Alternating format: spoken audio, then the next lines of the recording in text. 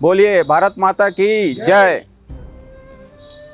आज़ादी के अमृत महोत्सव 75वें स्वतंत्रता दिवस के पावन अवसर में मैं गजेंद्र कुमार भारद्वाज, प्रबंध संचालक, कृषक सेवा सहकारी समिति मर्यादित भूमिका के समस्त कर्मचारियों की ओर से क्षेत्र के किसान भाइयों व देशवासियों को स्वतंत्रता दिवस की हार्दिक शुभकामनाएं देता हूं।